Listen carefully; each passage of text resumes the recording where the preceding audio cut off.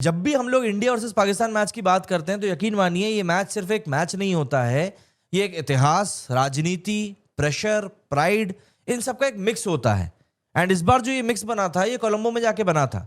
And यकीन मानिए ये सिर्फ एक मैच नहीं बल्कि एक स्टेटमेंट था, क्योंकि इसके पहले जो पूरा का पूरा ड्रामा चला था ना, मैच शुरू होने के पहले जिस तरीके का पूरा ड्रामा हुआ था कि साहब हम लोग जो है बॉयकॉट करेंगे, हम बांग्लादेश के सपोर्ट में जाके कर रहे हैं और फलाना ढिंकाना, क्या हुआ आखिरी में?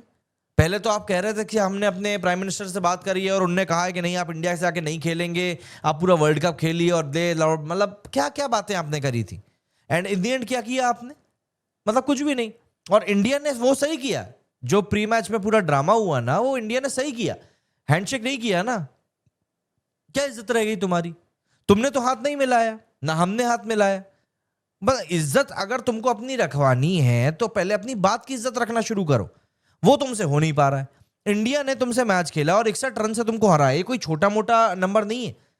61 रन से हारना, वो भी तब जब तुम टॉस जीते थे, ऐसी पिच पे टॉस जीते थे जो पिच बहुत ट्रिकी है, जहां पर कि रन चेज करना आसान नहीं होता। उस पिच पे जाके तुम टॉस जीतते हो एंड अगेन जब उसके बाद में बारी आती है तो फिर ये हो जाता है। मतलब यही एक्चुअली में ये पॉइंट है कि आप टैक्टिकल लेवल पर चीजों को रिड्यूस कर ही नहीं पा रहे हो कि आखिर हम लोगों को चीजों को प्लान आउट करना कैसे है। देखो, टॉस पर हैंडशेक नहीं हुआ, सब इसके बारे में बात कर रहे हैं। संजय मांजरेकर ने इसको लेकर ट्वीट किया कि अरे ये चीज खत्म कर देनी चाहिए, अगर क्रिकेट खेलना है तो प्रॉपर तरीके से खेलो वरना मत खेलो। मांजरेकर साहब से पूछा किसने था? जबरदस्ती के आके बेगानी शादी में अब्दुल्ला दीवाना बन रहे हैं तो जाहिर सी बात है ना, गालियां पड़ेंगी ही पड़ेंगी। खैर उनके बारे में बाद में आएंगे। लेकिन पाकिस्तान के साथ में जो भी कुछ पूरा कॉन्टेक्स्ट चल रहा था मैच के पहले, जो पहलगाम वाला इंसिडेंट हुआ है, उसके बाद जिस तरीके से इंडिया और पाकिस्तान के बीच में वॉर वाली सिचुएशन क्रिएट हुई, अपार्ट फ्रॉम दैट जो नो हैंडशेक पॉलिसी जो अपनाई गई इंडिया के द्वारा, देन उसके बाद में एशिया कप में जो पूरा फियास्को हुआ जिसमें कि ट्रॉफी चोर मोहसिन नकवी ट्रॉफी को लेकर भाग गया, ये सारी चीजें काउंट होती हैं। और अगर आप सोचते हो कि नहीं यार इन चीजों की तरफ कोई ध्यान नहीं देता, तो ऐसा नहीं है। इन सब के अलावा चलो ये सब तो चलो फिर भी ठीक था, नो हैंडशेक ड्रामा तक तो ठीक था, लेकिन पाकिस्तान दरअसल ये सोचता है कि वो कुछ लेवरेज रखता है। लेकिन यकीन मानिए पाकिस्तान कोई किसी भी पॉइंट पे लेवरेज नहीं रखता है। ये लोग बोल रहे थे कि हम लोग जो है बॉयकॉट कर देंगे इंडिया वाले मैच का क्योंकि हम बांग्लादेश का सपोर्ट करना चाह रहे हैं। इनको समझ में आ गया था कि बांग्लादेश में सरकार नहीं बनने वाली जमात की, वही जमात जिसका कि सपोर्ट पाकिस्तान कर रहा था, है ना। बांग्लादेश में दरअसल जमात ने भी चुनाव लड़ा था, वो जमात जो कि पार्टीशन के खिलाफ थी बांग्लादेश और पाकिस्तान के। तो 12 तारीख को चुनाव होना था, इनको समझ में आ गया कि जमात की कोई लाइन बैठ नहीं पा रही, तो इन्होंने कहा मैच तो खेल लो भैया, वहां सरकार बन नहीं रही है, यहां से पैसा भी हाथ से चला जाएगा। एंड ट्रस्ट मी, पाकिस्तान की ये मेंटालिटी है। पाकिस्तान अगर किसी के पीछे हाथ रखता है तो उसके पीछे भी बहुत बड़ी वजह होती है। ये लोग सिर्फ सामने वाले के फायदे के लिए या सिर्फ सामने वाले को अच्छा रखने के लिए या उसका सपोर्ट करने के लिए नहीं करते। ये लोग अपना फायदा देखते हैं कि किस तरीके से हम चीजों को और अपने तरीके से घुमा सकते हैं। ये सिर्फ वो हर देश यही करता है, लेकिन पाकिस्तान कुछ ज्यादा ही नीचे तक चला जाता है। अच्छा, अब आप लोग मुझे बताओ, सबसे पहले तो आगे बढ़ने के पहले बहुत लोग कमेंट कर रहे हैं, इंडिया को कॉन्ग्रेचुलेशंस कर रहे हैं, सब चीजें कर रहे हैं, लेकिन आप लोग सबसे पहले मुझे कमेंट सेक्शन में जाके ये बताइए कि जो हैंडशेक वाला डिसीजन था, जो सूर्य कुमार यादव ने आज फिर से एक बार हैंडशेक नहीं किया, क्या वो सही था या गलत था? ये चीज मुझे आप पहले तो कमेंट सेक्शन में जाके बताइए। मैं आप लोगों से जानना चाहता हूं कि भैया हैंडशेक करके सूर्य कुमार यादव ने सही किया या गलत किया, है ना। ये आप प्लीज कमेंट सेक्शन में जाके बताइए, तब तक हम लोग बात को आगे बढ़ाते हैं। थोड़ी देर बाद फिर कमेंट लेंगे, तब देखेंगे कि आप लोगों ने क्या जवाब दिया है। याद रखिएगा सवाल ये है कि इंडिया ने हैंडशेक करके ना करके सही किया या गलत किया, ये बात मुझे कमेंट सेक्शन में जाके बताइए। चलिए, देखिए ये सब बातें तो ऐसी हैं कि ऑब्वियस ही बात है, चीजें चलती ही रहेंगी, लेकिन यहां पर हम लोग अगर चीजों को थोड़ा सा समझने की कोशिश करें, सबसे पहले हम बात करते हैं इंडिया की बैटिंग की। देखिए, हम लोग पिछले कुछ समय में देख रहे हैं कि इंडिया का जो बैटिंग माइंडसेट है वो ये रहा है कि चाहे कितने भी विकेट गिर जाएं, चाहे कोई भी सिचुएशन आ जाए, हमको रन्स के लिए जाना है। एक लंबा समय था जब हम लोगों ने इस चीज को देखा था कि इंडिया एंकर रूल्स के ऊपर बहुत ज्यादा डिपेंडेंट रहता था, एंड यही कारण था कि हमारे जो स्कोर्स थे वो एक्सप्लोसिव नहीं बन रहे थे, बिल्कुल एक्सप्लोसिव नहीं बन रहे थे। लेकिन पिछले एक समय में, बल्कि 2024 का जो T20 वर्ल्ड कप हमने जीता, उसके बाद से इंडिया ने एक माइंडसेट का शिफ्ट किया कि नहीं, चाहे विकेट कितने ही गिर जाए, हमको तो कूटना है, इनको कैसे भी करके कूटना है और हमको कूटना ही है। चाहे विकेट गिर जाए, चाहे बॉलर कोई भी आ जाए, हमें कूटना है। और यही आज हमको दिखा कि जब चौथी बॉल पे 4 बॉल खेल के अभिषेक शर्मा डक पे आउट हो गए। ऐसी सिचुएशन अगर कुछ साल पहले हुई होती तो ऑब्वियस सी बात है हम लोग प्रेशर में आ गए होते, कंसोलिडेट इनिंग करने की बात चल रही होती, बहुत सारी बातें चल रही होती। लेकिन आज का इंडिया जो है वो बिल्कुल भी ऐसा नहीं है। आज का इंडिया जो है वो बिल्कुल ये जानता है कि हमें किस तरीके से चीजों को लेकर आगे बढ़ना है, एंड वही आज इंडिया ने किया। ईशान किशन ने उसके बाद जो मास्टर क्लास खेली, क्या आप उसको इग्नोर कर सकते हो? अगर हम लोग मैच के कॉन्टेक्स्ट में बात करें, प्लस पिच जिस तरीके से बिहेव कर रही थी, खास करके स्पिनर्स की बॉल जिस तरीके से टर्न कर रही थी, उन सब के कॉन्टेक्स्ट में ईशान किशन की इनिंग की अगर हम लोग बात करें ना, तो ये इनिंग सिंगल हैंडेडली इंडिया को ये मैच अपने पाले में दे गई थी। 20 ओवर जो इंडिया ने अपने खेले वो, और 3 ओवर जो इंडिया ने अपनी बॉलिंग करी, 2 ओवर बुमराह के, 1 ओवर पंड्या का, इतने ओवरों में मतलब 23 ओवरों में इंडिया इस मैच को जीत चुका था। एंड उसके बाद में जो भी कुछ हुआ है ना, वो सिर्फ कहानियां थी, बातें थी, और कुछ भी नहीं, कुछ भी नहीं था उसके बाद में, क्योंकि उसके बाद जो हुआ वो सिर्फ एक तमाशा था जो कि चलना था सामने, एंड औपचारिक तौर पर खत्म करना था, और वो हुआ। ईशान किशन ने जिस तरीके से आके अपनी पारी खेली, जिस तरीके से विस्फोट किया, 40 बॉलों के ऊपर 77 रन्स, 180 से ज्यादा का स्ट्राइक रेट, 27 बॉल में हाफ सेंचुरी, पाकिस्तान के अगेंस्ट एक बेहतरीन रिकॉर्ड। ये कोई छोटी मोटी बात नहीं है। सबसे बड़ी बात, आप इस बात को नोटिस कीजिए कि बंदे का जो इंटेंट था right from the word go, वो बहुत ज्यादा एग्रेसिव था। उसने इस बात को पकड़ के रखा हुआ था कि यार मुझे पावर प्ले का पूरा पूरा यूटिलाइज करना है, पाकिस्तान को पावर प्ले में मुझे बिल्कुल भी सांस नहीं लेने देना है, पूरी तरीके से मुझे डोमिनेट करना है। एंड यही कारण था कि पाकिस्तान ने जितने भी बॉलर्स यूज किए, एक भी बॉलर ऐसा नहीं था जो कि कन्विंसिंग तौर से इंडिया को रोकने में कामयाब रहा हो। अच्छा, और ऐसा है कि पार्टनरशिप भी आज इन लोगों की बहुत अच्छी चल रही थी। लेकिन उससे पहले आपको बताता हूं कि इनने जो बॉलिंग करी है ना आज पाकिस्तान ने, इन लोगों ने बॉलिंग में भी इतना ज्यादा अपना डर का माहौल बना के रखा था। मतलब आप एक मैच खेलने के लिए जा रहे हो, but you are not certain कि आपके वो कौन से 5 बॉलर्स होंगे जो कि आपका 20 ओवर का कोटा पूरा करेंगे। इनने बॉलर कितने यूज किए हैं आज? 7। सलमान अली आगा ने 2 ओवर डाले। अच्छा, सलमान अली आगा ने जबकि शुरुआत में आकर अभिषेक का विकेट निकाल लिया था, 2 ओवर में 1 विकेट दिया था, सिर्फ 10 रन दिए थे, उसके बाद बंदे ने बॉलिंग ही नहीं करी। जबकि लेफ्ट हैंड ही उसके बाद भी खेल रहे थे, ये बंदे ने आके बॉलिंग ही नहीं करी। चलो, सलमान अली आगा ने 2 ओवर डाले, शाहीन शाह अफरीदी ने 2 ओवर डाले, 31 रन पड़ गए, 15.5 की इकोनॉमी रही उसकी। सैम अयूब ने 4 ओवर डाले, ठीक ठाक रहा। अबरार ने 3 ओवर डाले, शादाब ने 1 ओवर डाला, 1 ओवर में 17 रन कुटे थे उसे। मोहम्मद नवाज ने 4 ओवर डाले। ये 6 लोग बॉलिंग डाल चुके थे, उसके बाद ये लोग अपने बट्टेबाज चक्कर को लेकर आए। अच्छा, चक्कर को लेकर आए, चक्कर ने कितने ओवर डाले? 4 ओवर डाले, उसमें 24 रन पड़े, 1 विकेट निकाला। इंडिया ने एक्चुअली में जिस तरीके से उस्मान तारिक को खेला है, बहुत सही किया।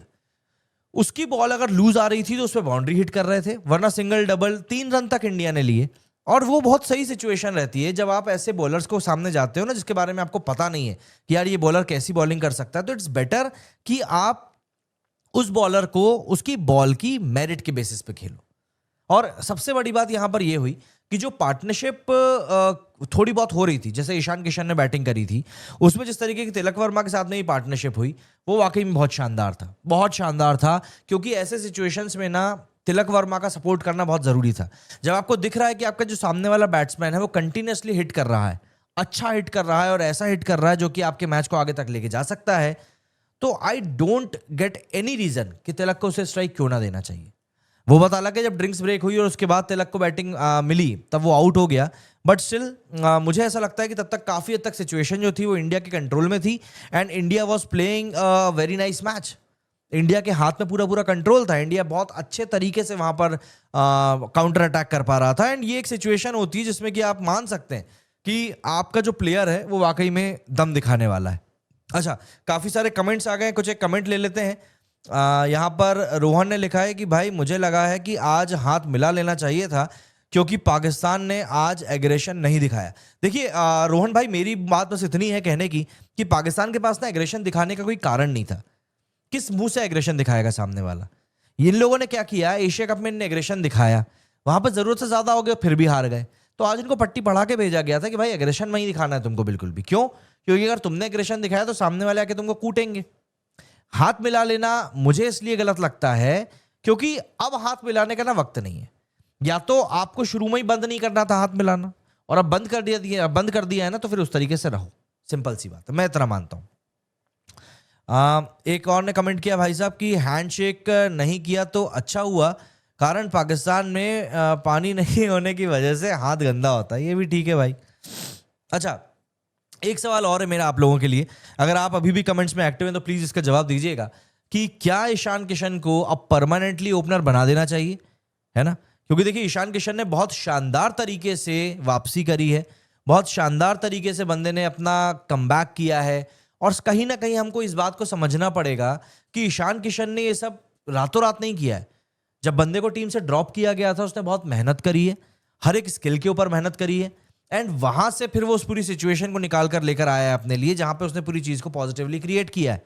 तो हाँ, यहां पर ईशान किशन को लेकर एक सिचुएशन जरूर क्रिएट हुई है, बट क्या अब उसको परमानेंट ओपनर बना देना चाहिए? मुझे इस चीज के ऊपर बिल्कुल आप लोगों के पॉइंट्स चाहिए हैं, क्योंकि देखिए आप इस बात को नहीं इग्नोर कर सकते कि एक खिलाड़ी जब इतना नीचे चला जाता है ना, तो फिर वहां से वो वापसी करे तो वापसी ना बहुत शानदार होती है। एंड ईशान किशन ने अपनी हर एक चीज को यहाँ पर सपोर्ट किया है रन से। यहाँ पर उसने कोई बात नहीं करी, कोई बयानबाजी नहीं करी, सिंपल उसने मेहनत करी है। एंड यही कारण है कि आज ईशान किशन इस हद में बैठा हुआ है कि हम उसकी तरफ एक उम्मीद से देख सकते हैं कि नहीं, अगर अभिषेक शर्मा आउट हो रहा है जल्दी तो ईशान किशन खेलेगा, अगर तिलक नहीं खेल पा रहा है तो ईशान किशन चल जाएगा। मतलब देखिए, इतना भरोसा जीतने के लिए ना आपको एक एक ऐसी पारी खेलनी पड़ती जो वाकई में शानदार हो। आज अगर ईशान किशन 193 के स्ट्राइक रेट से रन कूट के जाता है तो यकीन मानिए बहुत अच्छी बैटिंग करी है उसने। इन सब के अलावा जो सपोर्टिंग रोल्स थे आज वो भी बहुत शानदार थे। मतलब स्काई ने जो स्टेबिलिटी दिखाई, देखिए स्काई की जो पार्टनरशिप तिलक वर्मा के साथ हुई थी ना, वो भी बहुत अच्छी थी। आप ये कह सकते हैं एक बार को कि नहीं दोनों ने धीमे रन बनाए, बट आपको मैच कॉन्टेक्स्ट भी वहां पर देखना पड़ेगा। जो मैच कॉन्टेक्स्ट था ना वहां पे, वो बहुत ज्यादा इंपॉर्टेंट था, क्योंकि स्काई ने कहीं ना कहीं धीरे धीरे ही सही लेकिन अटैक करते रहे, स्कोर बोर्ड को चालू रखा, सिंगल डबल लेते रहे, एंड पाकिस्तान के ऊपर एक कांस्टेंट प्रेशर बना के रखा। क्योंकि वो सिचुएशन ऐसी थी कि अगर वहां पे इंडिया के 1 या 2 विकेट और आ जाते ना तो इंडिया बहुत बुरा फंस जाता, एंड उस सिचुएशन से फिर इंडिया को निकालना बेहद मुश्किल था। हालांकि ये बात सही है कि वहां पर पिच जो थी वो एक तरीके से पाकिस्तान ने गलत रीड करी, एंड यही कारण है कि उन लोगों ने पहले बॉलिंग करने का फैसला किया। पर ठीक है, पाकिस्तान है, उनसे तो हम लोग इस तरह की गलतियों की उम्मीद कर ही सकते हैं। पाकिस्तान से आप गलतियों की उम्मीद नहीं करेंगे तो फिर किससे करेंगे? लेकिन यहां पर एक बात और देखनी पड़ेगी कि रिंकू और दुबे ने फिनिश भी अच्छा दिया। दोनों ने बहुत अच्छा काम किया, दोनों ने बहुत अच्छा फिनिश दिया, और यही कारण है कि टीम इंडिया का जो फिनिश था ना वो 170 को क्रॉस कर गया। वरना 17वें 18वें ओवर के आसपास आके ऐसा लग रहा था कि इंडिया जो है ना थोड़ा सा फंस रहा है। लेकिन वहां पर फिर दोनों ने हाथ खोले और दोनों ने जो इंपॉर्टेंट कंट्रीब्यूशन दिया, मिलाकर दोनों ने करीब मेरे ख्याल से 40 के आसपास रन बनाए, लेकिन वो बहुत ज्यादा इंपॉर्टेंट थे। तो आप मुझे एक बात बताओ, आज जो इंडिया ने ये पूरी पारी हुई है इंडिया की, जिसमें हम लोगों ने ईशान किशन, स्काई, तिलक वर्मा, रिंकू, शिवम दुबे सबको खेलते देखा, आपको सबसे अंडररेटेड कंट्रीब्यूशन किसका लगा है? आप मुझे कमेंट सेक्शन में बताइए। सबसे अंडररेटेड किसने पारी खेली है? सबसे अंडररेटेड किसके बारे में बातें की जा रही है? आप प्लीज मुझे कमेंट सेक्शन में आके बताइए कि आपको क्या लग रहा है कि किस खिलाड़ी को सबसे तेज तर्रार तरीके से बात करनी चाहिए थी, लेकिन उसके बारे में हो नहीं रही क्योंकि ईशान किशन ने उसको थोड़ा सा दबा दिया है। अच्छा, यहां पर आपको एक चीज और समझनी पड़ेगी कि इस पूरी इनिंग में जहां सारी चीजें अच्छी हुई हैं, वहां पर 2 खिलाड़ी हमारे गोल्डन डक पे भी आउट हुए। गोल्डन डक तो नहीं कह सकते, हार्दिक पांड्या गोल्डन डक पे आउट हुए और अभिषेक शर्मा 4 बॉल डक के ऊपर आउट हुए। इस चीज को भी आप इग्नोर नहीं कर सकते, क्योंकि देखिए इन दी एंड अभिषेक शर्मा और हार्दिक पांड्या ये दोनों ही खिलाड़ी हमारे टीम इंडिया के बहुत इंपॉर्टेंट खिलाड़ी हैं। एंड ये ऐसे खिलाड़ी हैं जो जब कंट्रीब्यूट करते हैं तो ये बहुत शानदार तरीके से कंट्रीब्यूट करते हैं। एंड अगर इंडिया को 240 प्लस टारगेट बनाना है तो यही वो खिलाड़ी हैं जो कि इंडिया को वो स्कोर तक लेके जाएंगे। सिंपल सी बात है।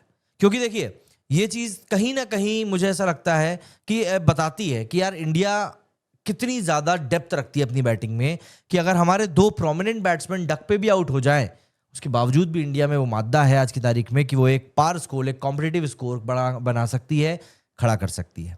और यही कारण है कि आज हम लोगों ने इतना बड़ा स्कोर बनते हुए देखा। एक और कमेंट यहां पर आया है कि फिर भी इंडिया ने स्पिनर के अगेंस्ट अपना बेस्ट परफॉर्मेंस नहीं दिया। देखो, इस बारे में बस यही काउंटर पंच दूंगा कि इंडिया ने जो परफॉर्मेंस दी है ना वो पिच के हिसाब से दी है।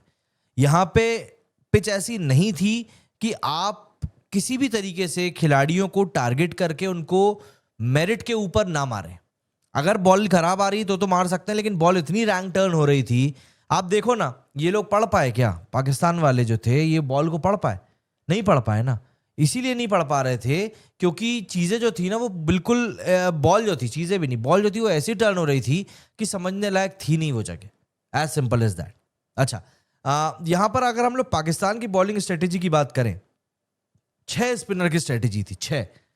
मतलब आप ये एक रिकॉर्ड बना दिया पहली बात तो ये है ना, एक फुल टेस्ट प्लेइंग नेशन जो होता है उसके द्वारा किया गया सबसे बड़ा स्पिन डिपार्टमेंट का यूज था ये। आप इसको डेस्परेशन कहेंगे या जीनियस कहेंगे या पिच कंडीशंस को सही तरीके से पढ़ना कहेंगे, कमेंट सेक्शन में जाके प्लीज जरा अपनी राय दे दीजिए, है ना। क्योंकि पाकिस्तान ने 6 स्पिनर्स यूज किए और ये कोई छोटी मोटी बात नहीं है, छोटी मोटी बात नहीं है। टॉस भी आप जीते, 6 स्पिनर भी आपने खिलाए और मैच भी आप हार जीत गए। मतलब आप अगर इस तरीके से ही आगे बढ़ने वाले हो तो आप पूरी दुनिया को सिंपल सा एक ही मैसेज दे रहे हो कि आपको अपने ही खिलाड़ियों के ऊपर कॉन्फिडेंस नहीं है। भाई अगर आपको अपने खिलाड़ियों पे कॉन्फिडेंस होता तो आप उस ग्राउंड के रिकॉर्ड को देखते।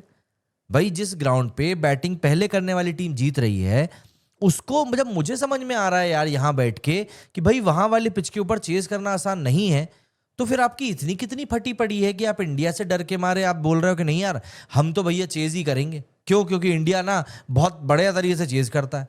ये आपकी मेंटालिटी दिखाता है, ये बताता है कि आप कितने ज्यादा आप डर के माहौल में हो। ये बताता है कि आप कितने ज्यादा अपने आप के ऊपर ट्रस्ट नहीं कर पा रहे हो। क्योंकि अगर आप खुद के ऊपर ट्रस्ट कर पाते ना तो कहीं ना कहीं आप एक सिचुएशन ऐसी क्रिएट कर पाते जहां पे कि लोग बोलते कि चलो ठीक है इनने जो भी किया सही किया, लेकिन आप ऐसा कुछ कर ही नहीं पा रहे हो।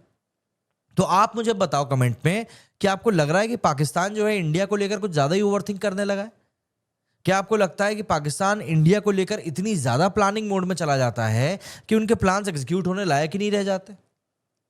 समझने वाली बात है ना यार। जो चीज सामने दिख रही है कि भाई बैटिंग फर्स्ट करने वाली टीम जीत रही है, उसके बाद भी आप वो चीज नहीं कर रहे हो, तो समवेयर इट रेजेस क्वेश्चंस ना कि आपका जो थिंक टैंक है क्या वो प्रेशर में काम कर रहा है। मुझे समझने में मतलब थोड़ी सी तो दिक्कत हो रही है इस चीज को। अगर आपको समझ में आ रहा है तो प्लीज इस बारे में बताइएगा। अच्छा, यहां पर अब पाकिस्तान के बैटिंग कोलैप्स को डिस्कस करना भी भैया बहुत जरूरी हो जाता है, क्योंकि पाकिस्तान जब चेज करने उतरा, जब आप सेकंड बैटिंग करते हो तो आपके दिमाग में क्लियर होता है कि आप चेज करने वाले हो आज, है ना। लेकिन आज जिस तरीके से पाकिस्तान ने चेज शुरू किया, फरहान डक पे आउट हो गया, अयूब ने एक टॉप एज का छक्का मारा और यॉर्कर पे आउट हो गया, अगा ने एक चौका मार दिया, उसके बाद वो आउट हो गया, बाबर ने जैसे तैसे लड़खड़ाते हुए 5 रन बनाया, उसके बाद फिर वो भी 5 रन पे चलता बन गया। मतलब आपके टॉप के 4 जो बैट्समैन हैं वो हग के जा रहे हैं, हग के जा रहे हैं, एंड यू आर थिंकिंग कि आप इंडिया जैसी टीम को कंपीट करोगे। मतलब एक बार को जरा खुद सोच के देखो कि क्या ये चीज पॉसिबल हो सकती है कि आप 175 के टारगेट को चेज करने के लिए उतर रहे हो और आप बिना किसी प्लानिंग के बस मारे जा रहे हो, खेले जा रहे हो। अच्छा, और ऐसा नहीं कि पाकिस्तान के पास प्लान नहीं था, पाकिस्तान बिल्कुल प्लान से आया था। बस फर्क ये था कि पाकिस्तान जो था वो इंडिविजुअल प्लान के साथ आया था, हर खिलाड़ी का अपना प्लान था। इन लोगों के पास कोई इंटीग्रेशन नहीं था एक दूसरे के साथ में, और यही कारण है कि वो साहिबजादा फरहान जो कि डॉक्यूमेंट्री बनवा के बैठा हुआ है बुमराह को छक्के मार के, वो इस चौड़ में बैठा हुआ था कि भैया हम तो आज भी छक्के मारेंगे भैया, कोई भी आ जाए हम तो उड़ा के रख देंगे। उड़ गए आखिरी में, क्या उखाड़ लिया अब आपने। डक पे आउट, सैम अय्यूब आए, टॉप एज लग के छक्का चला गया, वो चौड़ में चले गए कि अरे हमने फिर से बुमराह को छक्का मार दिया, देखो भैया क्या हो गया। क्या उखाड़ पाए आप? कुछ नहीं उखाड़ पाए। अगेन फिर वही बात आ गई घूम फिर के।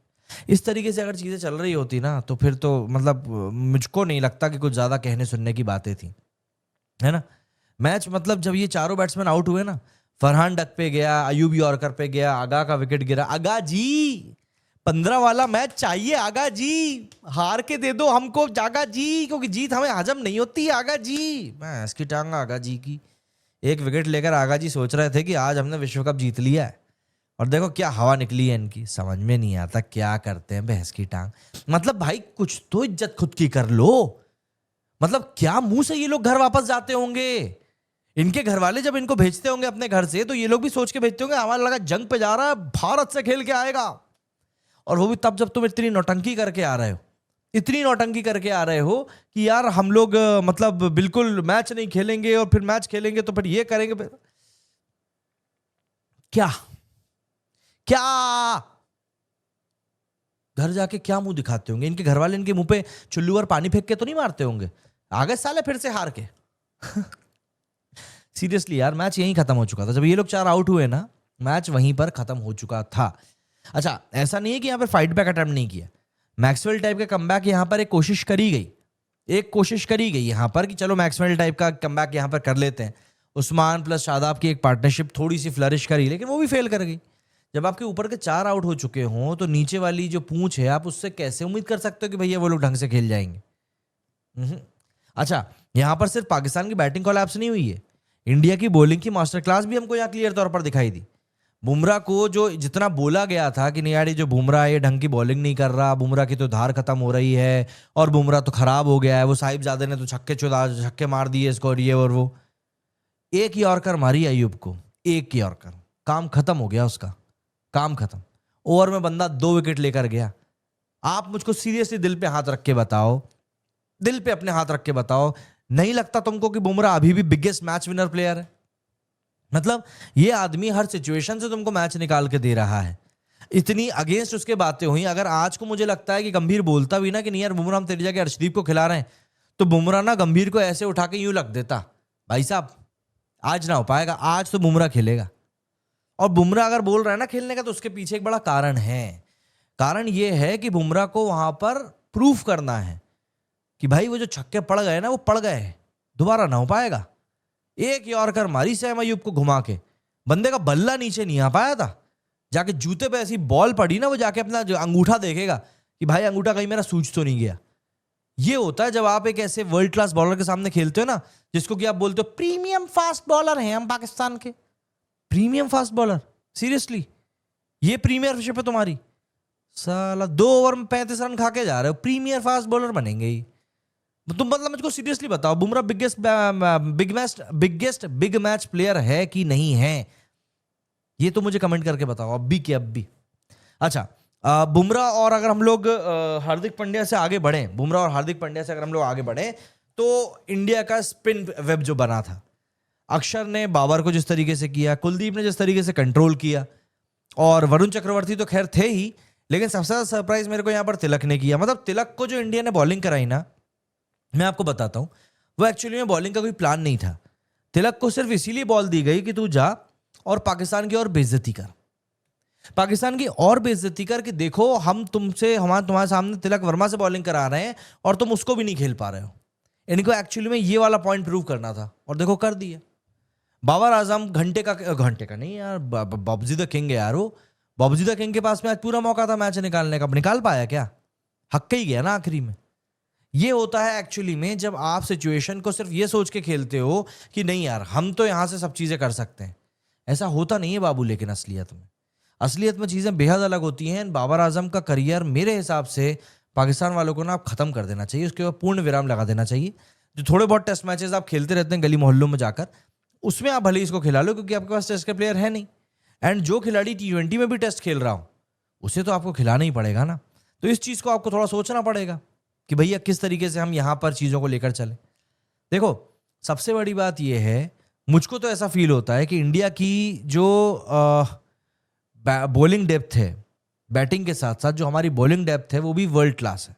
आप मुझे कमेंट करके बताओ कि आपको ऐसा लगता है? क्योंकि हमारी आप बॉलिंग की वर्सटैलिटी देखिए ना, आपके पास में बुमराह है, मैं आज के ही मैच की बात कर रहा हूं, आपके पास में बुमराह है, फिर उसके पास में आपके पास शिवम दुबे और हार्दिक पांड्या जैसे 2 फास्ट बॉलिंग ऑलराउंडर है। फिर आप और नीचे आ जाओ तो आपके पास अक्षर पटेल जैसा एक स्पिन बॉलिंग ऑलराउंडर है। फिर आप आ जाओ तो आपके पास में कुलदीप यादव जैसा चाइना मैन बॉलर है। फिर और कुछ नहीं बच रहा तो आपके पास में वरुण चक्रवर्ती जैसा एक मिस्ट्री बॉलर है। एंड ये सब तब हो रहा है जब सिराज जैसा वर्ल्ड क्लास बॉलर, जो स्पोर्ट्स की एल्मेनाक जिसको हम कहते हैं ना, विजडन क्रिकेट, उसके कवर पेज पर छपा है, वो आपके डगआउट में बैठा हुआ है, पानी पिला रहा है।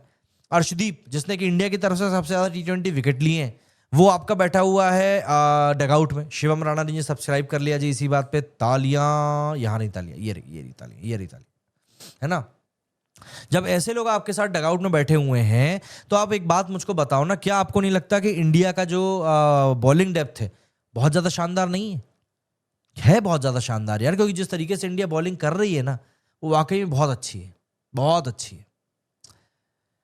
क्या बोलूं यार, मतलब आज इंडिया ने ना जिस तरीके की परफॉर्मेंस दी है ना, दिल को छू जाने वाली परफॉर्मेंस थी, दिल को छू जाने वाली।